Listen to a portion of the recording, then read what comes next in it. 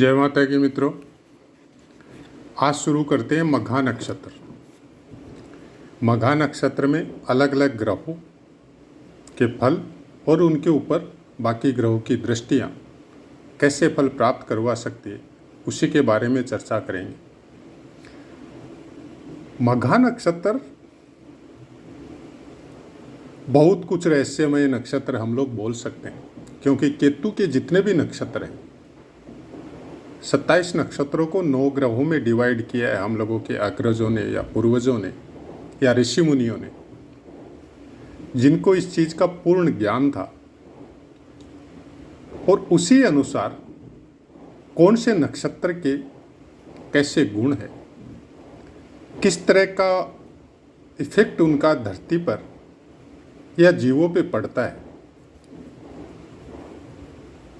उसके हिसाब से ग्रहों के साथ उनको सम्मिलित कर दिया गया। और केतु और मघा नक्षत्र दोनों जब मिलते हैं किसी की भी कुंडली में, तो उसका बहुत बड़ा इफेक्ट होता है। ऐसे इंसान संसारिक मोह माया से दूर, अपने इष्ट या अपने धर्म के प्रति समर्पित, ईश्वर का नाम लेने वाले, सत्य वचन कहने वाले, सत्य पे अडिग रहने वाले, जिसके हम लोगों के इतिहास में या शास्त्रों में या वेदों में बहुत से ऐसे उदाहरण हम लोगों के सनातन धर्म में मिलते हैं कि सत्य पे जो भी अडिग रहता है उसकी परीक्षाएं होती है। परीक्षा किसकी होती है? जो उसके काबिल होता है। आप और हम साधारण इंसान हैं, हम लोगों की क्या परीक्षा होती है? फिर भी हम लोगों के अंदर जितनी ऊर्जा है उसके अनुसार परीक्षा हम लोग भी देते हैं। ऐसी बात नहीं है नहीं देते। ऐसे ऐसे वाक़ये हर आदमी के जीवन में होते हैं जो उसकी लाइफ का टर्निंग पॉइंट होता है। जैसे हम लोग प्राइमरी या सेकेंडरी या हायर एजुकेशन में पास होते हैं तो आगे वाली क्लास में प्रमोशन होता है, वैसा ही कुछ जीवन का अनुभव रहता है कि आपके सामने कोई परीक्षा आई और उसमें आप उत्तीर्ण हुए तो आपका प्रमोशन हुआ। अगर आप उत्तीर्ण नहीं हुए तो आप वहीं रह गए या उससे और डिक्रीज हो गए। मघा नक्षत्र का कुछ विशेष स्वभाव है, जिसके बारे में एक बार संपूर्ण पहले भी वीडियो दिया था और आगे भी देंगे। अभी फिलहाल चर्चा कर रहे हैं अलग अलग ग्रहों की, कि अलग अलग ग्रह अगर मघा नक्षत्र में विराजमान होते तो किस तरह के फल हम लोगों को प्राप्त होते। पहले बात करते हैं सूर्य देव की। सूर्य देव अगर मघा नक्षत्र में है, खासकर पहला, दूसरा और तीसरा, कोई विशेष तीनों चरणों में सूर्य देव का कोई विशेष अच्छा फल यहाँ पे पुस्तक में नहीं लिखा है। ये अलग बात है जब संपूर्ण कुंडली का फलादेश किया जाता है और कहाँ पे मघा नक्षत्र में सूर्य कौन से स्थान में विराजमान है, तब उसके फलों में बहुत कुछ चेंजेस आती है। लेकिन एक नॉर्मल दृष्टि से जब हम लोग सब फलों को मिक्स करते हैं, तब आप नक्षत्र के अनुसार जब अपनी कुंडली में लगा के मघा नक्षत्र को देखेंगे तो हम लोगों को यही समझना पड़ेगा कि भाई पहले, दूसरे और तीसरे चरण तक अगर सूर्य देव मघा नक्षत्र में है तो जिस स्थान पे भी विराजमान है वहाँ पे सूर्य देव का कोई अच्छा फल नक्षत्र की वजह से तो नहीं मिलेगा। हाँ, अब दृष्टिपात जिस ग्रह का हो रहा है उसके अनुसार वहाँ पे फलों में बहुत कुछ चेंजेस आ जाती हैं। चतुर्थ चरण, सेम फल तीनों चरणों की तरह 40 वर्ष तक। 40 वर्ष की अवस्था तक प्रायकर सेम ही फल रहता है, कोई विशेष अच्छा फल नहीं मिलता। लेकिन जैसे ही 40 वर्ष या 42 वर्ष पूर्ण होता है, यहाँ पे सूर्य, मघा नक्षत्र का सूर्य आपको अच्छा फल दे सकता है। सुखी जीवन हो जाता है और देखने की दृष्टि वगैरह। और इसमें खासकर, हालांकि पुस्तक में नहीं लिखा है, लेकिन हम बोल सकते हैं कि ऐसे इंसान की समाज में प्रतिष्ठा और इज्जत 40 वर्ष बाद में बहुत बढ़ती है। अब बात करते हैं कि सूर्य मघा नक्षत्र में है और उसके ऊपर चंद्रदेव की दृष्टि है, बहुत अच्छा फल होता है। चंद्र की दृष्टि के फलस्वरूप इंसान प्रसिद्ध, शक्ति संपन्न, लेकिन खर्चीला होता है। मतलब पैसे को इतना कोई महत्व नहीं देता, लोगों का भला करने में, दयालु हृदय, सबका अच्छा सोचने में, और उसी की वजह से वो प्रसिद्ध या समाज में एक अपनी अलग ही इज्जत वो इंसान रखता है। मंगल की दृष्टि उसको खर्चीला बनाती है, लेकिन स्त्रियों का बड़ा आदर करता है। कुछ जगह में, कुछ बातों में ऐसा इंसान के मुंह में जो शब्द है, जिसको हम लोग बोलते हैं कटु सत्य, वो डायरेक्ट निकाल सकता है। सत्य बोलेगा लेकिन थोड़ा कड़वा हो सकता है जबान में। ये बात तो सत्य है, लेकिन अगले के हार्ट में पेन करेगी उसके बाद, वो मुंह पे बोलेगा, पीठ पीछे ऐसा इंसान नहीं बोलता।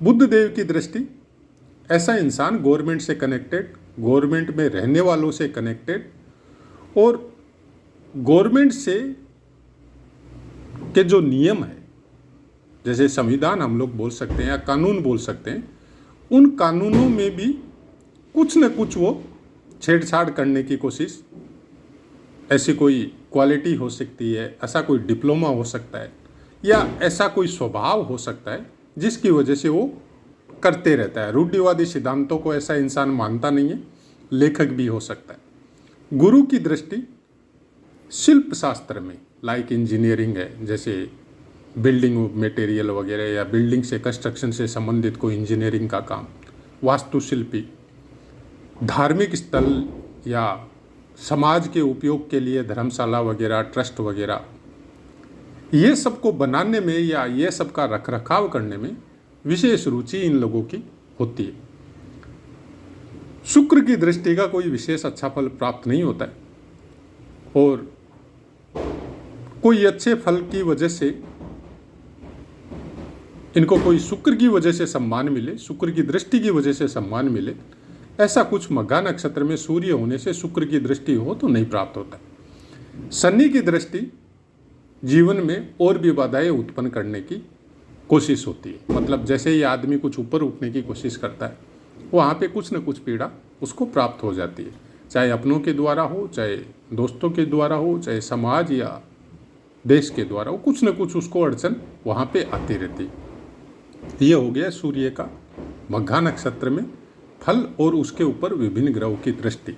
हालांकि बहुत बार वीडियो में जब नक्षत्रों के पाठ हम दे रहे हैं तो उस समय हमने बोला है कि सूर्य, बुध, शुक्र, मंगल, इनकी आपस में दृष्टि होनी बहुत मुश्किल होती है, नहीं होती, बहुत कम होती है। मंगल की हो सकती है, मिल जाए आपको, लेकिन सूर्य, बुध, शुक्र की तो कभी नहीं रहती है, क्योंकि ये एक दूसरे के आगे पीछे या साथ में ही रहते हैं। तो फिर यहाँ दृष्टि की बात क्यों लिखी? क्योंकि ये बहुत पुरानी पुस्तक है, और उस समय तक दृष्टियों के विषय में हम लोगों को जो पुरानी पुस्तकें हैं उनमें ये लिखा गया है, एक पाद दृष्टि, द्विपाद दृष्टि, तीन पाद दृष्टि, शायद उसी की वजह से ये चीज़ें लिखी गई है। और हम, ठीक है, आज के ज्योतिष में उनको सम्मिलित कर दिया गया और सब दृष्टियों को मिला के सबको एक सप्तम दृष्टि दे दी गई, और गुरुदेव, शनिदेव और आपके मंगल, इनको 3-3 दृष्टियाँ प्रदान करती गई, बाकी दृष्टियों को हटा दिया गया। लेकिन पुरानी पुस्तकों में ऐसा नहीं, वहाँ पे अलग अलग दृष्टियाँ हैं सब ग्रहों की, सब पे इसके विषय में एक संपूर्ण वीडियो फिर कभी हम लोग पूरी तरह उसका अध्ययन करके पूरी तरह बातें करेंगे कि कौन से ग्रह की दृष्टि एक पाद, द्विपाद, त्रिपाद किस तरह से आती है। हालांकि सिंपल सा फंडा है, लेकिन यह सब्जेक्ट अलग है और वो सब्जेक्ट थोड़ा अलग है, तो उसके बारे में अलग से चर्चा करें। अब यहाँ पे ये बता दिया गया कि सूर्य देव आपके मघा नक्षत्र में हो तो विशेष अच्छे फल नहीं प्राप्त होते, और कुछ कुछ जैसे शुक्र देव है, शनि देव है, इनकी दृष्टि भी कोई विशेष अच्छा फल आपको नहीं देती। बहुत सी बातें, पहली बात केतु देव का नक्षत्र है। दूसरी बात, मघा नक्षत्र अपने आप में अगर हम लोग सांसारिक दृष्टि से देखें तो कोई विशेष अच्छा नहीं होता है, लेकिन अगर आध्यात्मिक दृष्टि से देखें तो मघा नक्षत्र का विशेष महत्व है। जितने भी बड़े बड़े संत महात्मा ऋषि रहस्य या सिक्स सेंथ जिसको बोला जाता है, हम लोगों की कुछ नसें जो इनएक्टिव रहती है, अगर आपका जन्म मघा नक्षत्र में है तो गॉड गिफ्टेड होता है कई बार कि आपको बहुत सी चीज़ें दिखाई भी देती है, बहुत सी बातों को आपको समय से पहले पता चल जाता है। इसमें विशेष जो इफेक्ट होता है वो केतुदेव का होता है। मघा नक्षत्र का संपूर्ण जो रोशनी या जो पावर जिसको बोला जाता है वो केतुदेव के द्वारा आपको प्राप्त होता है। और इसमें एक विशेष योगदान और होता है कि जिसका भी मघा नक्षत्र बलवान है, या मान लीजिए कि मघा नक्षत्र में जन्म हुआ है, ऐसे इंसानों पे अपने पितरों की विशेष कृपा होती है कि जो अपने पूर्वज भगवान के धाम में चले गए, पितृलोक में चले गए, उनकी विशेष कृपा अपने बच्चों पे, हम लोगों पे रहती है। अब उसमें दोनों बातें हैं कि कृपा भी रहती है और गुस्सा भी रहता है, दोनों चीज़ें हो सकती है। अगर आप उनको खुश करके रखें,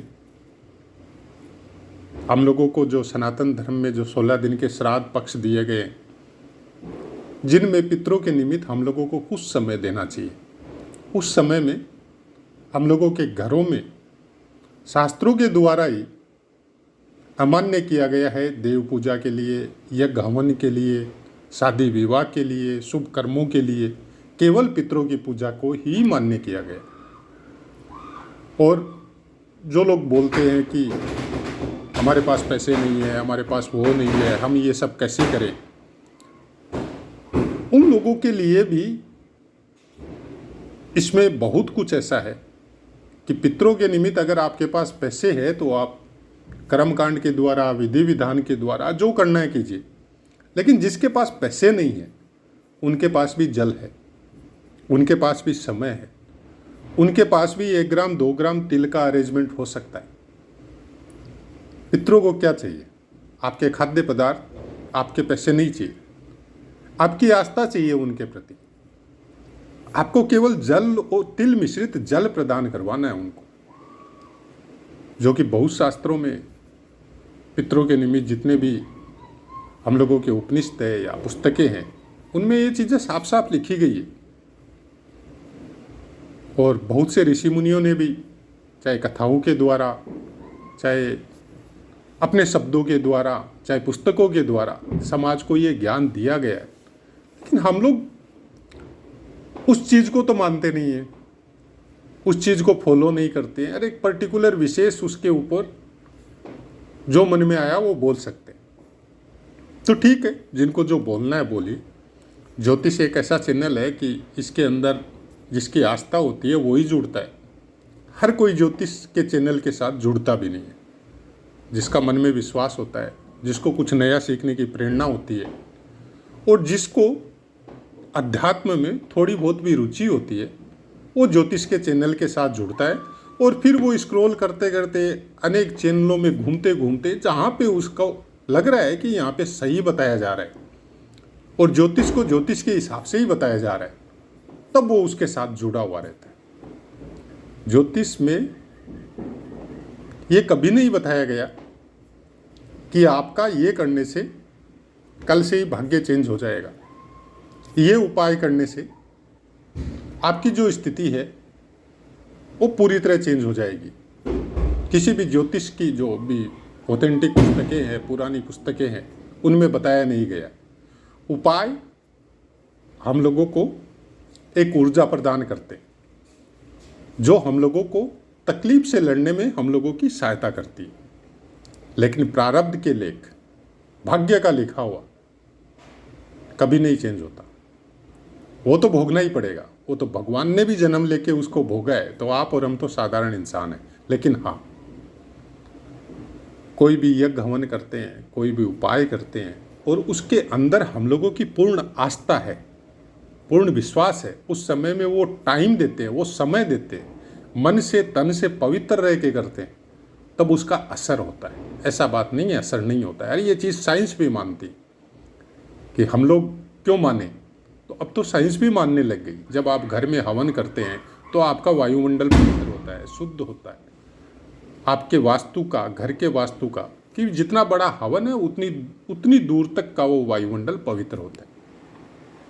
नेगेटिविटी समझ लो आप, चाहे उसको, चाहे आप राक्षस शक्तियाँ समझ लो, जिसको हम लोग कुछ भी बोल सकते हैं, भूत बोल दो, जिन बोल दो, जो मन में आए वो बोल सकते हैं आप, जिसको जैसा नज़र आता है वैसा बोल सकता है।